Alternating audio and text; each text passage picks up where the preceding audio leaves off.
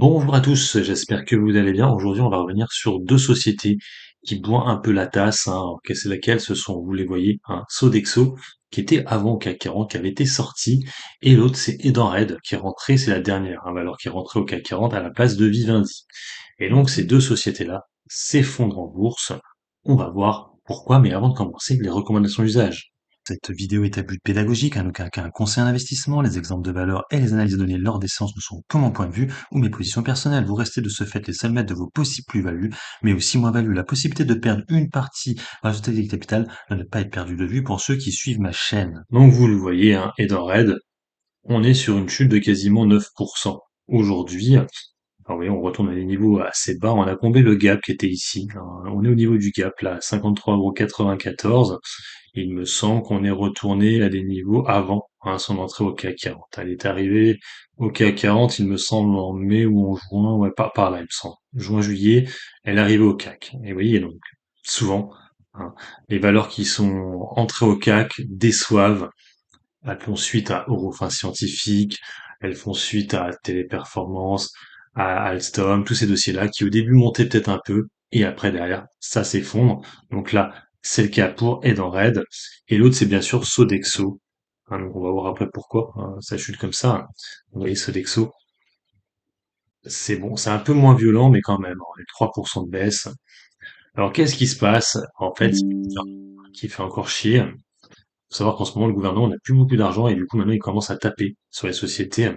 Donc là, ce qui se passe, c'est qu'il Edenred et Sodexo chutent ce lundi à la Bourse de Paris après qu'Olivier Grégoire, le ministre délégué chargé notamment des petites et moyennes entreprises, a fait savoir que les commissions des prestataires de services aux salariés sur les chèques déjeuner pourraient être limitées. Sur les deux grands acteurs du marché de tickets restaurants, c'est Edenred qui paye le plus lourd tribut en bourse de cette éventualité. Alors, c'est pas sûr à 100%, mais c'est une éventualité.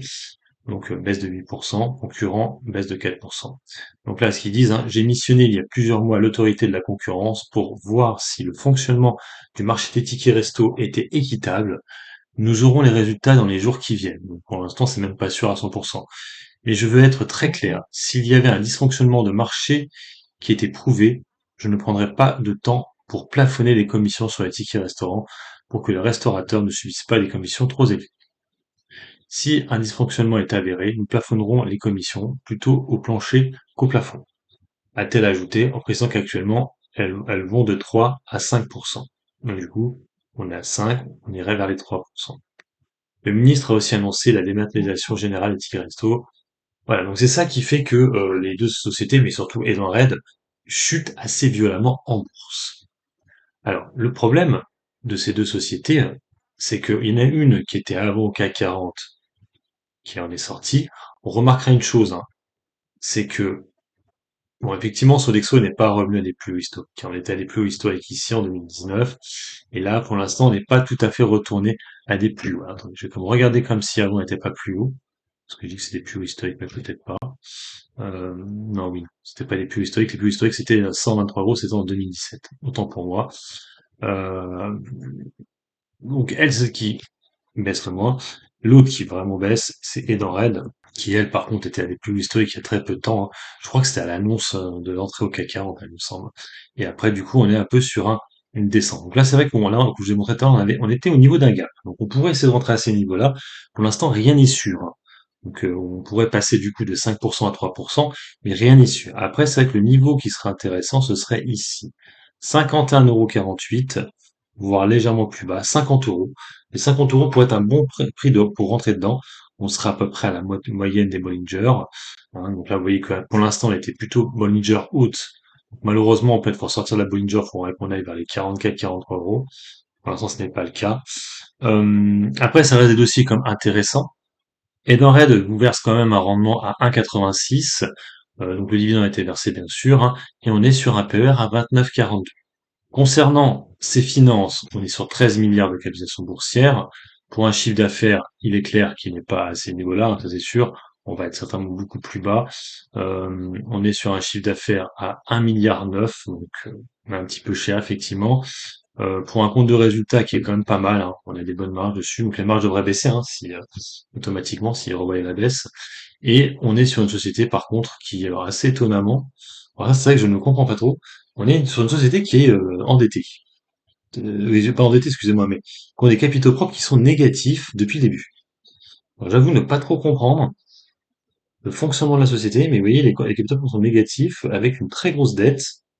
Là, t'as l'impression limite que c'est insolvable. On voit par contre qu'elle a énormément de trésorerie.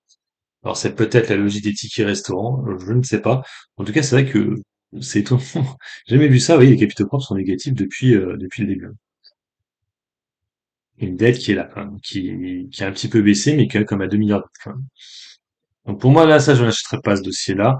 Et je pense que ça va être la même chose pour Sodexo, sur un rendement à 3% et un PER qui est un petit peu plus bas, à 16,43. On est à 94 euros actuellement.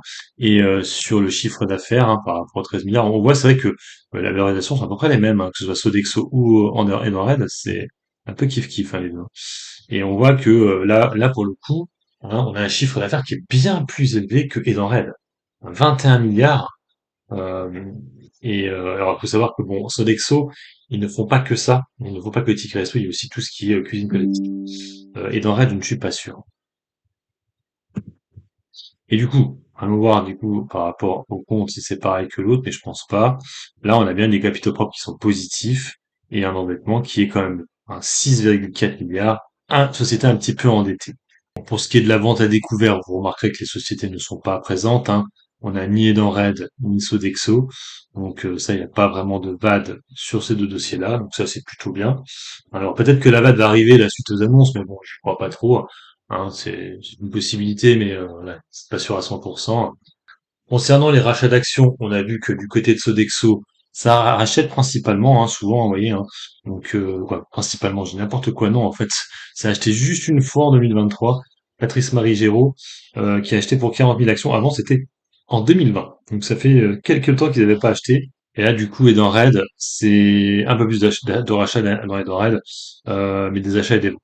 Voilà. Alors, moi, pour faire assez simple, c'est vrai que c'est un secteur qui ne m'intéresse pas vraiment, Edenred ou Sodexo. Alors, si ça vous intéresse, c'est vrai, comme je vous l'ai dit tout à l'heure, là, on a comblé un gap, hein, sur le dossier Euronext, Euronext, Edenred, excusez-moi. Vous le voyez, il est ici. Donc, on pourrait estimer qu'on est sur des bons niveaux pour rentrer, hein. Le gap qui était ici, un gap haussier. Euh, Sinon, essayez plutôt d'attendre les 50 euros, hein, vous aurez un meilleur rendement. Après, tout va dépendre aussi de qu'est-ce qu'ils vont faire. Est-ce qu'ils vont rester sur les marges supérieures, hein, 5%, ou est-ce qu'ils vont vraiment descendre à 3%? Si ce serait ça, ben, ça continuera à descendre. On remarquera qu'en ce moment, hein, comme je dis, l'État a tendance un peu à taper sur les sociétés. On a vu aussi Vinci dernièrement et Eiffage ont eu des soucis, hein, par rapport à des taxes, hein, qui allaient être très élevées pour les concessions autoroutes.